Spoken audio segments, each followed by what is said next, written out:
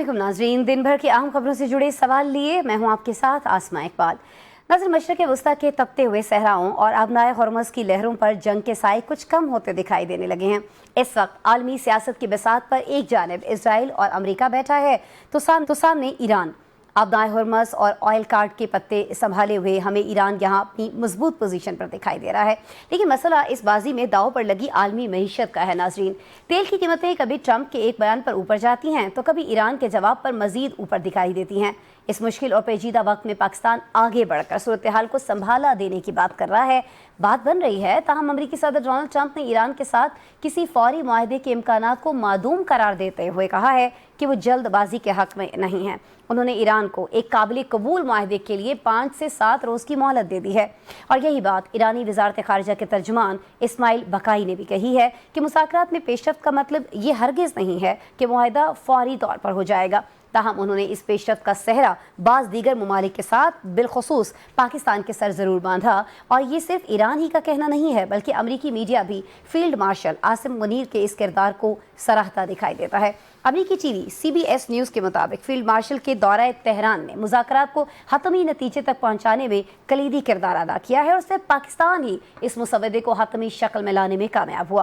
नाज़रीन, Washington times का भी यही मानना है कि फील्ड मार्शल आसिम मुनीर के दौरा ईरान के बाद फरीकैन मुसवदे पर मुत्तफक हुए और सिफारती सरगर्मियों में तेज़ी आती दिखाई दी, लेकिन अमन की मंजिल अभी दूर और इजराइल रुकावटें खड़ी करता दिखाई देता है। इजरायली वजीर बराए दाखिला सलामती उन्होंने सोशल मीडिया पर एक पोस्ट की कि अब वक्त आ चुका है कि वज़ीर आज़म नेतन्याहू डोनाल्ड ट्रंप के सामने एक मजबूत मौक़िफ़ रखें कि इजराइल लबनान में दोबारा जंग शुरू करने जा रहा है।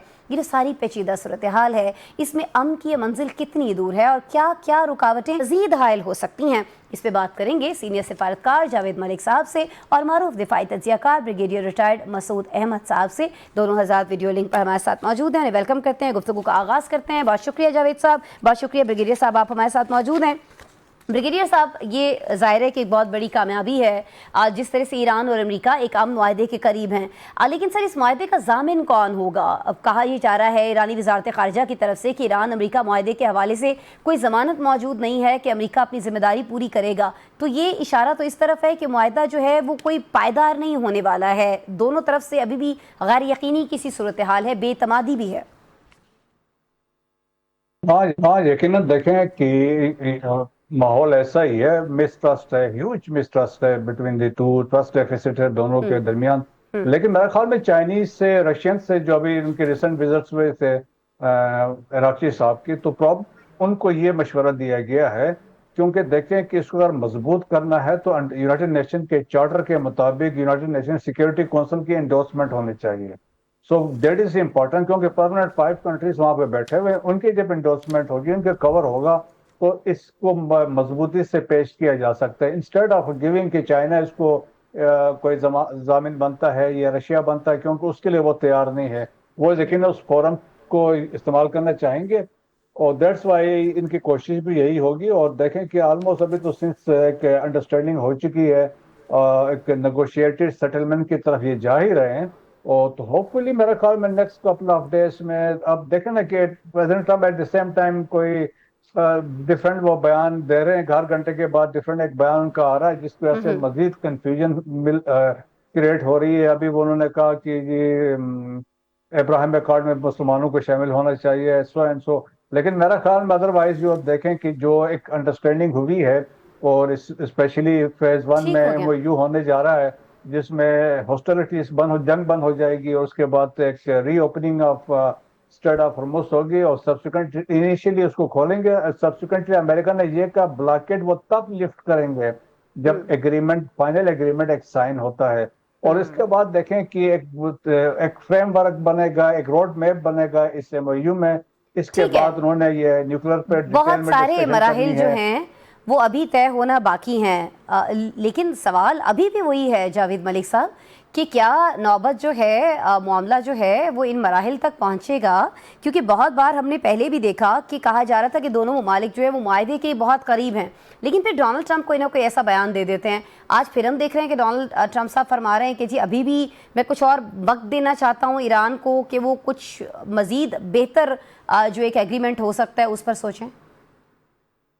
جی دیکھیے، جب کبھی بھی مذاکرات ہو رہے ہوتے ہیں تو دونوں اطراف کا جو موقف ہے اس کو تو ہم کو ذہن میں رکھنا پڑتا ہے، تبھی ہم میڈیٹ کر سکتے ہیں۔ جی جی میں آپ سے ایگری کروں گا، آپ کے انٹروڈکشن میں آپ نے جو کہا کہ دنیا بھر کی جو میڈیا ہے، دنیا بھر کے جو بھی میں سمجھتا ہوں مینلی جو ورلڈ لیڈرز ہیں، ورلڈ کیپٹلز ہیں، وہاں پہ پاکستان کی سفارتی کوششوں کو اپریسیٹ کیا جا رہا ہے، بالخصوص فیلڈ مارشل صاحب کو، جنہوں نے بہت ہی میں سمجھتا ہوں ہائی سٹیکس ڈپلومیسی کی۔ ابھی ریسنٹلی بھی وہ تہران گئے، تہران سے بھی وہ چائنا میں ہیں، تو بہت ہی کلیدی کردار ادا کر رہے ہیں پاکستان کی سفارتی جو ہے سرگرمیوں میں، اور آئی تھنک اپریشیٹ کرنا چاہیے ان کی بے شک بے ایکٹیویٹیز شک کو، ان کی ایفرٹس کو۔ اور دوسری بات میں یہ بتاؤں آپ کو کہ دیکھیے، جہاں تک جنگ کا تعلق ہے، یہ ایک نارمل جنگ ہے ہی نہیں۔ ہم اس کو اس پیراہے میں دیکھتے ہیں کہ ایران اور امریکہ کے درمیان جنگ ہے، اصل میں یہاں پہ بہت سارے محرکات ہیں۔ جب یہ حملہ ہوا، حملے کے بعد ایران نے خلیجی ممالک کو ریاست یعنی حملہ کر دیا ان کے اوپر، وہ بھی ایک طرح سے سٹیک ہولڈرز ہیں۔ پھر آپ دیکھ رہے ہیں کہ یہاں پہ حزب اللہ ہے، یہاں پہ حماس ہے، یہاں پہ لیبنان ہے، یہاں پہ یمن ہے، یہاں پہ فلسطین ہے، یہاں پہ یعنی ہر چیز کو بیچ میں وہ آپ مختلف ڈائمینشنز ہیں، پھر اسرائیل بھی بیچ میں آ جاتا ہے۔ اسی نتیجے میں جب یہ لاسٹ مذاکرات ہوئے ایران میں، تو کافی حد تک اس میں بریک تھرو ہو گیا تھا۔ پھر آپ کو یاد ہوگا، آئی تھنک سیٹرڈے کے دن یعنی ہفتے کے دن، جو ڈونلڈ ٹرمپ نے ٹیلی فون کال کی، جس میں میری انفارمیشن کے مطابق 10 ممالک کے سربراہان موجود تھے، اس میں صدور بھی تھے، اس میں فرما روا بھی تھے، بادشاہ بھی تھے، جی ہمارے جی فیلڈ مارشل صاحب بھی تھے۔ اور اس گفتگو کے دوران انہوں نے جو ہے وہ تمام یہ جو ہے معاملہ جو ہے ڈسکس کیا۔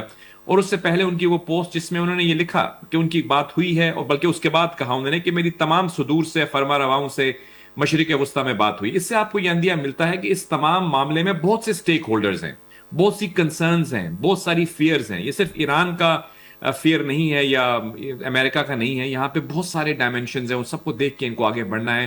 اور ایک تو بہت سمپل طریقہ یہ ہے کہ یہ اس کو سیز فائر کو ایکسٹینڈ کریں، اور اس کے بعد جو 3-4 معاملات ہیں ان کو ریزالو کریں، اور اس کے بعد آگے بڑھیں۔ لیکن ابھی جو نئی ڈیولپمنٹ ہے اس میں ڈونلڈ ٹرمپ نے یہ بھی کہا ہے کہ ابراہیم ایکارڈز جو ہیں ان کو بھی کافی ممالک کو چاہیے وہ اس کو سائن کر دیں، بیکاز آف کورس ایک کنسرن یہ بھی ہے کہ اگر اس طرح سے چلے جاتے ہیں، ایران کی جو نیوکلیر طاقت ہے ویسے ہی رہتی ہے، مطلب جو بھی میسائل وغیرہ ہیں ان کے جی پاس، جی جی تو جو خطے میں باقی ممالک ہیں ان کی سیفٹی کیسے انشور کی جائے گی؟ اگر حزب اللہ بھی ایکٹیو رہتی ہے، حماس بھی ایکٹیو رہتی ہے، ہوتیز بھی ایکٹیو رہتے ہیں، وہاں پہ بھی میسائل چلتے رہتے ہیں۔ آپ کو یاد ہے ابھی کچھ دن پہلے جو سعودی عربیہ پہ حملہ ہوا وہ عراق کی طرف سے ہوا۔ تو مطلب یہ بہت سارے فیکٹرز ہیں یہاں پہ، تو ان تمام چیزوں کو ریزالو کرنا تھوڑا سا پیچیدہ ہے۔ ہم امید کرتے ہیں کہ اس حوالے سے پروگریس ہوگی، اور جو خوش آئند بات یہ ہے کہ فرسٹ ٹائم ہم دیکھ رہے ہیں کہ جو ایران نے ایک آفیشیلی اپوائنٹ کیا ہے کالباف صاحب کو، غالباً نیگوشیٹر۔ اس سے یہ امید ہے کہ وہ IRGC کو بھی ریپرزینٹ کرتے ہیں، اور حکومت کو بھی۔ ٹھیک ہے، ابھی وہ مذاکرات غالباً پہلے ان کے سے قطر امیدیں میں ہو جو رہے ہیں ہیں، وہ پہلے سے زیادہ قوی ہیں، پہلے سے زیادہ مضبوط امیدیں ہیں۔ ضرور کبھی ہیں۔ جی جی جی، ٹھیک ہو گیا صحیح سر۔ کہا آپ نے۔ میں بریگیڈیئر صاحب ایک بار پھر آپ کی طرف آنا چاہوں گی، جیسے ابھی جاوید ملک صاحب فرما رہے تھے، فیلڈ مارشل عاصم منیر کی ہر جانب ہمیں بات ہوتی ہوئی دکھائی دے رہی ہے۔ صدر ٹرمپ کا بریگیڈیئر صاحب فیلڈ مارشل عاصم منیر کو مائی فیوریٹ فیلڈ مارشل کہنا کیا محض ایک سفارتی زبان ہے، یا یہ واشنگٹن میں پاکستانی عسکری سفارتکاری کے بڑھتے ہوئے اثر و رسوخ کا ایک طرح سے اعتراف کیا جا رہا ہے ڈونلڈ ٹرمپ کی طرف سے؟ جی ہاں، دیکھیں میرے خیال میں کہ فیلڈ مارشل کو دیکھیں کہ جس طریقے سے پریزیڈنٹ ٹرمپ نے یہاں پہ کہا، مائی فیوریٹ فیلڈ مارشل بھی کہا، فائٹر بھی کہا، اور انہوں نے کہا کہ ہی از اے گریٹ پرسن بھی کہا۔ اور تو اسی طریقے سے آپ آرٹیکل جو مسلسل چھپے ہیں، چاہے وہ نیو یارک ٹائمز سے، واشنگٹن ٹائمز سے، فائنینشیل ٹائمز سے، یا ایکسیس میں کوئی کمنٹری چھپی ہو، سب نے انہوں نے مانا کہ نفسو انہوں نے یہ کہا کہ ایک ملٹری ڈپلومیسی میں وہ ایکسپرٹ رہے ہیں، جس طریقے سے انہوں نے کیا، انہوں نے کہا اسٹیٹس مین ہیں۔ اور جس طریقے سے انہوں نے کہا اسٹریٹجک کریڈیبلٹی کی انہوں نے جب بات کی، انہوں نے فیلڈ مارشل کی اسٹریٹجک کریڈیبلٹی کی بات کی، اور انہوں نے کہا کلیئرٹی کی بات کی، اور پھر ان کا انفلوئنس دیکھیں پاکستان کو، جس طریقے سے پاکستان کا جو اسٹریٹجک پروفائل چڑھا، تو اس میں پاکستان نے کبھی سوچا نہیں ہوگا کہ پاکستان کا اتنا بڑا شاندار انفلوئنس دنیا میں چھائے۔ 79 ایئرس میں پہلے ایسا کوئی نہیں تھا۔ سو پرائم منسٹر آف پاکستان کی پولیٹیکل لیڈرشپ ہے، دیکھیں ڈائریکشن ان کی تھی۔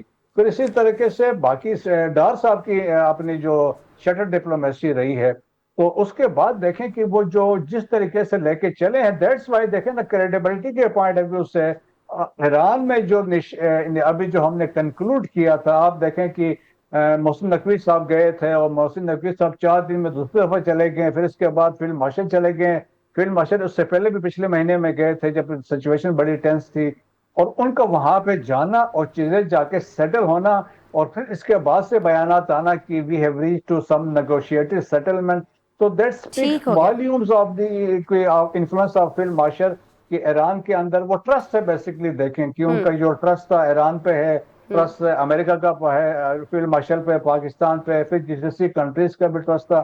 تو دیٹس وائی دیکھیں نا ہسٹری از بینگ میڈ. میں تو یہ سمجھتا ہوں بالکل جی, نئی تاریخ لکھی جا رہی ہے پاکستان کے حوالے سے, اور اس کا کریڈٹ جو ہے یقیناً فیلڈ مارشل عاصم منیر کو جاتا ہے, اور اس چیز کا اعتراف جو ہے وہاں کے اخبارات, وہاں کے میڈیا بھی کرتے ہوئے دکھائی دیتا ہے, وہاں کے پریزیڈنٹ کے ساتھ ساتھ. اچھا, میں جاوید ملک صاحب اب آپ کی طرف آ جاتی ہوں ایک بار پھر سے. کچھ شرائط کی جن کا آپ نے اپنی گفتگو میں بھی ذکر کیا کہ کیا چیزیں امریکہ کے لیے قابل قبول ہوں گی, کیا چیزیں نہیں ہوں گی, ایک لمبی فہرست ہے. لیکن سر اب جاوید صاحب, ایران کا یہ کہنا کہ وہ ابنائے ہرمز پر ٹول نہیں بلکہ سروس چارجز لے گا, تو بہت سارے لوگ یہ کہہ رہے ہیں کہ یہ برطانیہ اور یورپ اور ساتھ میں بہت سارے اور ممالک کے لیے قابل قبول نہیں ہوگا, کیونکہ ہوگا یہ ایک طرح سے ٹول ہی ہوگا, بس اس کا نام جو ہے وہ ایران تبدیل کرنا چاہ رہے, تو پیسے اس کو یہ نہیں لینے چاہیے. جی دیکھیں, یہ تو مذہقہ خیز سی بات لگتی ہے کہ آپ ٹول کو انوائرمنٹ فی کہہ دیں یا اس کو آپ کوئی اور نام دے دیں, گرین فی کہہ دیں. اوبیسلی وہ کہتے ہیں وہ اس کا تو کوئی میرے خیال میں کوئی اتنا وہ نہیں ہے. یہ ایشو پرنسپل کی ہے کہ آپ نے اگر وہاں پہ دیکھیں یہ ایک انٹرنیشنل واٹر ہے, اس چیز پہ تو دونوں اطراف کے اندر ایگریمنٹ ہے کہ اس آبنائے ہرمز کو کھولنا ہے. آبنائے ہرمز کو بند رہنا جو ہے وہ نہ صرف انٹرنیشنل لا کے خلاف ہے. میں نہیں کہہ رہا کہ وہ ایران کی بندش ہے, امریکہ نے کی ہو یا ایران نے کی ہو, دونوں غلط ہیں. ہم یہ نہیں کہہ سکتے کہ ایران نے غلط کیا ہے اور امریکہ نے ٹھیک کیا ہے, یا ایران نے ٹھیک کیا اور امریکہ نے غلط کیا ہے. یہ دیکھیں آبنائے ہرمز جو ہے اس کو اوپن رہنا چاہیے. That is the international law, international water ہے, واٹر وے ہے. ہسٹوریکلی کوئی ایسی ہمیں نظیر نہیں ملتی کہ کبھی بھی کسی کنٹری نے اس کے اوپر کنٹرول کیا ہو. تو یہ تو ایک ان ایکسیپٹیبل پوزیشن ہے, بیکاز اس کو کنٹرول کرنا, چاہے ایڈمنسٹریٹو کنٹرول ہو, چاہے ٹول کے ذریعے کنٹرول کیا جائے, چاہے کوئی اور نام دے دیں اس کو, تو وہ تو اس کا رزلٹ کیا ہوگا. دیکھیے ابھی آلریڈی اس کے بند ہونے سے ہم دیکھ رہے ہیں کہ قیمتیں تیل کی بڑھ گئی ہیں. اگر وہاں پہ ایک شپ کو گزرنے کے لیے ملینز آف ڈالر فی دینی پڑے گی, تو آپ کی اور میری جو گاڑی میں پیٹرول جا رہا ہے ایون اسلام آباد اور لاہور اور کراچی میں, وہ بھی بڑھ جائے گی قیمتیں, اس کی دنیا بھر میں بڑھ جائیں گی. تو وہ تو کسی کے لیے بھی ایکسیپٹیبل نہیں ہے. خود چائنا نے بھی میری انڈرسٹینڈنگ کے مطابق ان کو میسج کنوے کیا ہے کہ اس کو آپ جو ہے نا فلیکسیبلٹی کیجئے اس حوالے سے.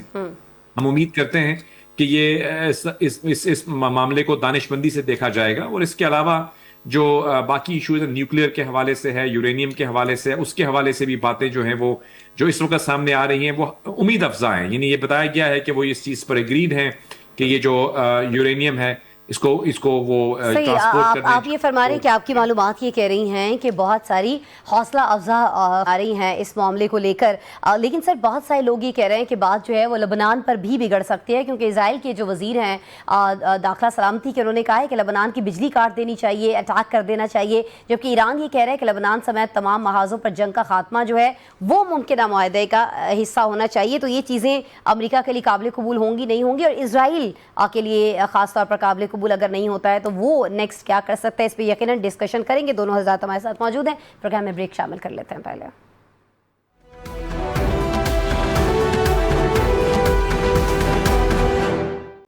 ویلکم بیک جی.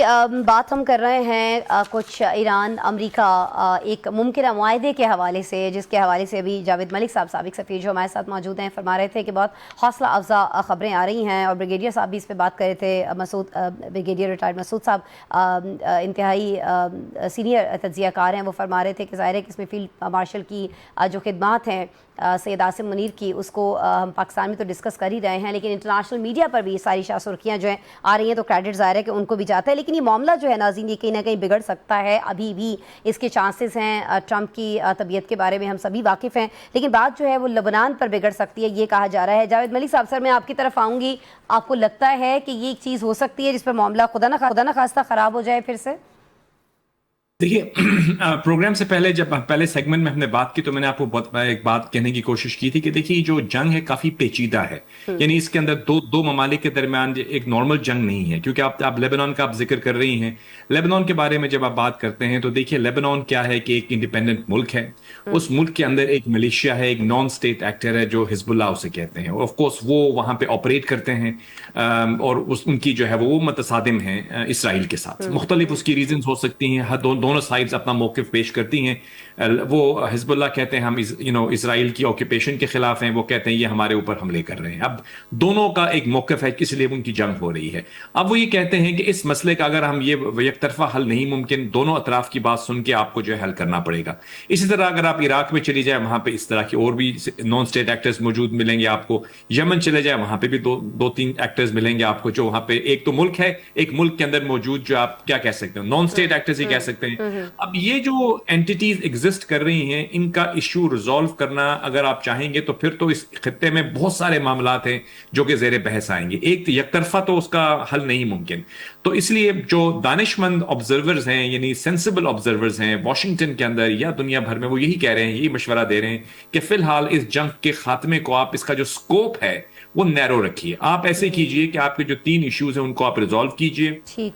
आप ना हुर्मुज़ को खोलिए, और उसके बाद जो एटम उनका है, जो यूरेनियम जो है उनका न्यूक्लियर प्रोग्राम, उसके हवाले से, क्योंकि जंग शुरू करने की जो उन्होंने वजह बताई थी वो तो यही बताई थी कि इसको उनको ये खतरा है कि ईरान जो है वो न्यूक्लियर असलाहा बना रहा है, न्यूक्लियर बम बना लेगा, हमने उनको रोकना है। तो अगर उसके हवाले से एश्योरेंस मिल जाती है तो फिर आप इस जंग को खात्मे की तरफ लेके जाइए, वरना तो अगर आप इसको खोलते जाएंगे तो ये तो फिर एक बहुत बड़ी कैनवस बनेगी जिसमें हर जगह आपको 2 मौकिफ मिलेंगे, कहीं 3 मिलेंगे। ये आपने बिल्कुल दुरुस्त फरमाया कि एक बहुत बड़ी कैनवस बनता हुआ ये सारा मामला जो है ये दिखाई दे रहा है। मैं ब्रिगेडियर साहब आपकी तरफ आऊँगी। ट्रंप ने सोशल मीडिया पर ये क्यों कहा है कि सऊदी अरेबिया, कतर, पाकिस्तान और मुस्लिम ममालिक जो हैं वो इब्राहिमी मुआहदे का हिस्सा उनको बन जाना चाहिए? आपको लगता है कि ये मुनासिब वक्त था उनका ये तजवीज़ सामने रखने का? बड़ी पॉलिटिकल डिजायर थी और वो चाहते हैं कि जो मोमेंटम एक बना हुआ है, एक माहौल बन रहा है, तो इसको सीज करे, उस मोमेंटम से एक ब्रॉडर इस्लामिक कंसेंसस डेवलप करके इब्राहिम अकॉर्ड का जो एक जियो स्ट्रेटेजिक स्ट्रक्चरिंग वो चाहते हैं, वो उससे एक फायदा उठाना चाहते हैं जो मुमकिन किसी सूरत में भी नहीं है।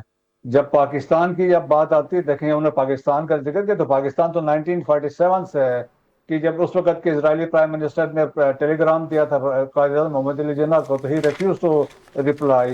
फिर लियाकत अली खान से मुलाकात हुई, उन्होंने भी रिफ्यूज कर दिया है। और फिर इसके बाद हमने देखा कि 1980s में इजरायली कंट्री था जो पाकिस्तान पे हमले होटल के लिए प्लानिंग हो रही थी। 98 में जब हम एटॉमिक धमाके करने जा रहे थे, उस वक्त भी गुजरात इंडिया और इजराइल ने मिलकर हमले करने थे। और फिर आप बालाकोट हमलों में भी इजराइल की स्पाइस 2000 मिसाइल्स यूज हुए। तो देखें कि पाकिस्तान के पासपोर्ट में लिखा हुआ है इजराइल को, आप दुनिया में सब जगहों पर जा सकते हैं except Israel. So that is the credibility. So Pakistan पे कोई कंपल्शन नहीं है, पाकिस्तान पे क्लैरिटी है। 67 से पहले की सिचुएशन, अल-कुद्स अल शरीफ कैपिटल होगा, 2 स्टेट सोल्यूशन बनेगा। सो पाकिस्तान इसके बाद फिर सोचेगा हमने क्या करना है, अदरवाइज नहीं होगा। ठीक है जी, ज़ाहिर है पाकिस्तान को इसके लिए मजबूर नहीं किया जा सकता, और ख़ास तौर पर तब जब पाकिस्तान अपोजिशन जो है वो इतनी मजबूत है। सब ब्रिगेडियर रिटायर्ड मसूद अहमद खान साहब दिफाई तज्ज़ियाकार पर हमारे साथ मौजूद है। बहुत शुक्रिया सर आपके वक्त के लिए। जावेद मलिक साहब आपने वक्त निकाला अपनी मसरूफियात में से, बहुत शुक्रिया सर आपके तज़िये के लिए। नाज़रीन प्रोग्राम में एक ब्रेक लेंगे, ब्रेक के बाद मिलेंगे हम आपसे दोबारा।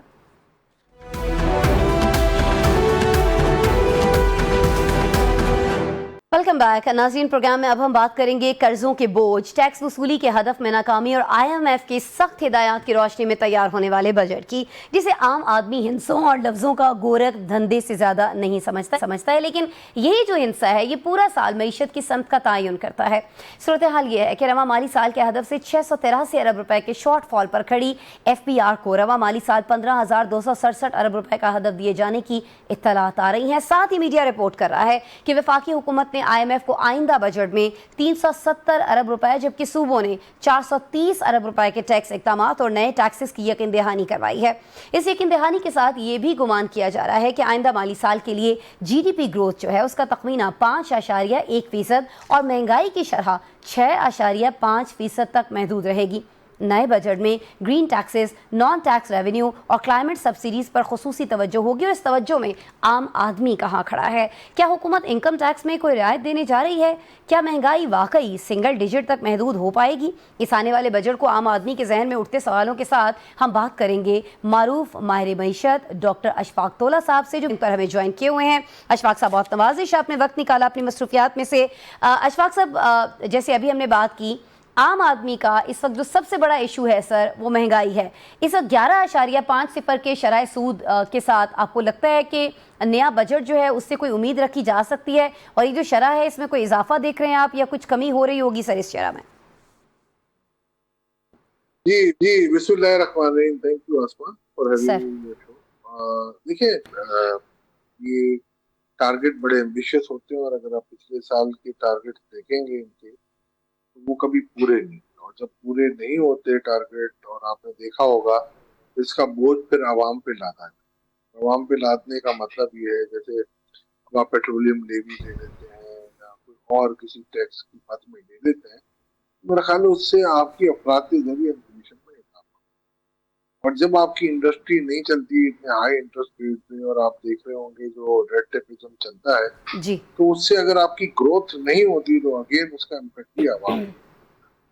तो मैं ये समझता हूँ कि ये जो टारगेट है बड़े एम्बिशियस हैं, और मेरा ख्याल है 5.1 की GDP का मुझे बेसिक इंफ्रास्ट्रक्चर नजर नहीं आ रहा।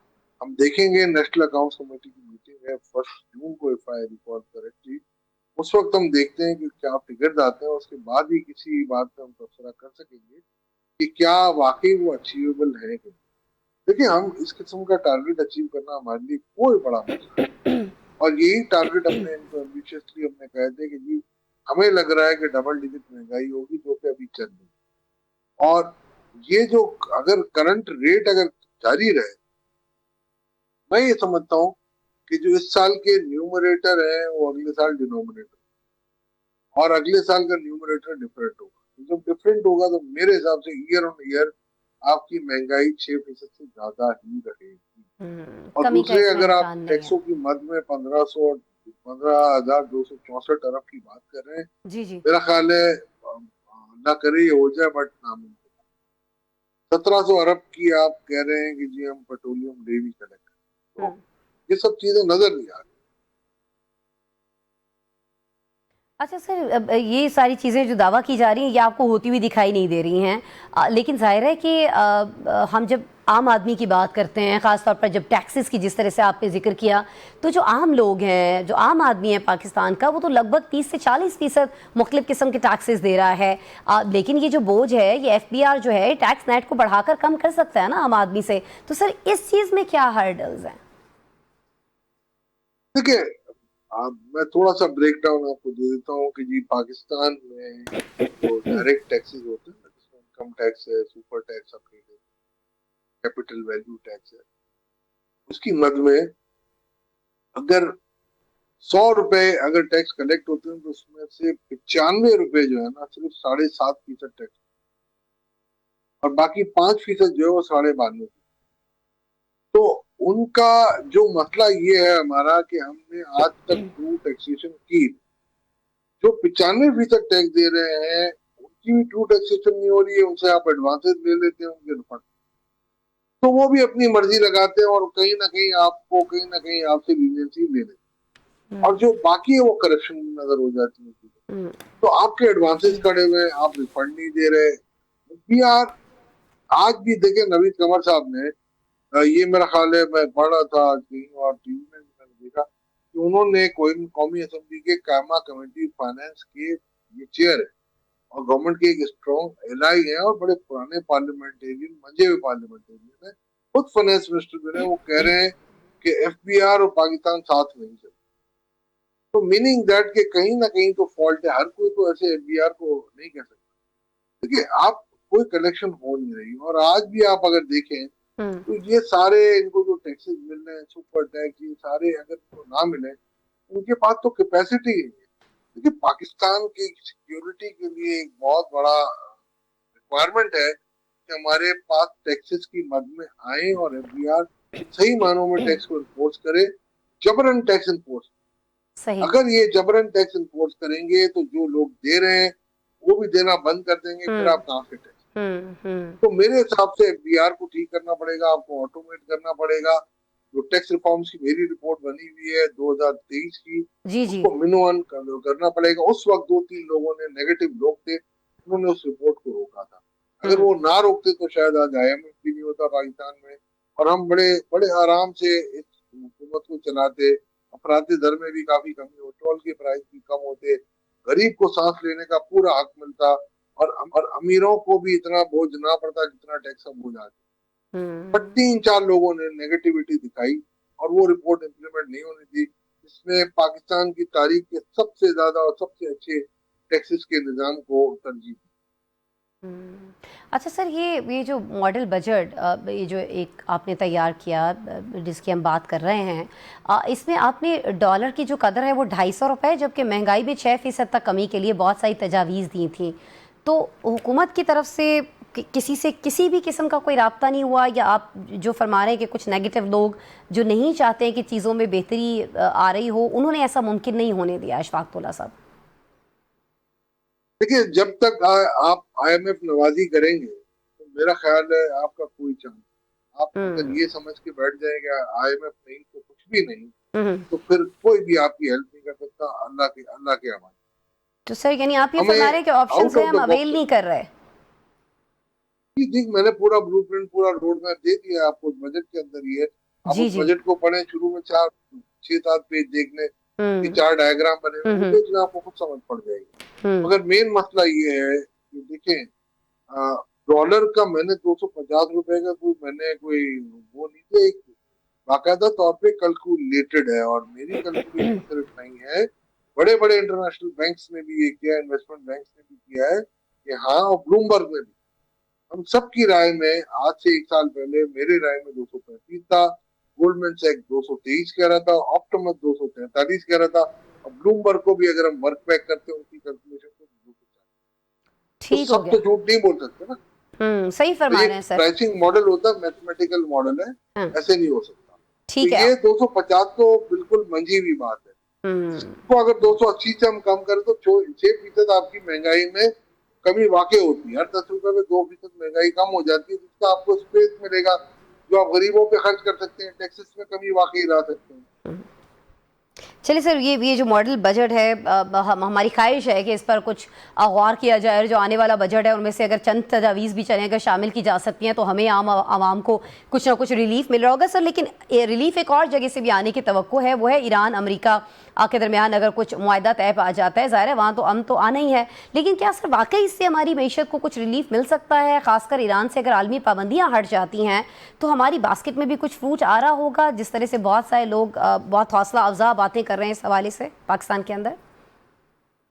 देखिए इस वक्त ईरान पे जब पाबंदियां थी तो $48 बिलियन की ट्रेडिंग कर रहे थे, तो जी, और अब अगर उन पे पाबंदियां हटती हैं तो खुद करेंगे, तो इतना बड़ा हुजूम तो हमें नहीं पड़ता। हाँ, ये जरूर है कि हमारे पास इनका जो बायलैटरल ट्रेड होगा हमारा ईरान, उसमें खातिर का इजाफा होगा, और हमारे लिए जो गेटवे होगा टू सेंट्रल एशियन स्टेट वो खुद, तो राइट ऑफ द वे से भी हमें मिलेगा। और मेरा ख्याल है अगर हम आगे लेके चलेंगे इन चीजों को, पाकिस्तान के लिए फलाह ही होगी, पाकिस्तान में फायदा मिलेगा। दूसरा हमें सबसे बड़ा फायदा जो हो सकता है, हमारे पास पाइपलाइन अवेलेबल है, हम ऑयल ले सकते हैं सस्ते रेट पे ईरान से, गैस हमें मिल सकती है ईरान से सस्ते रेट।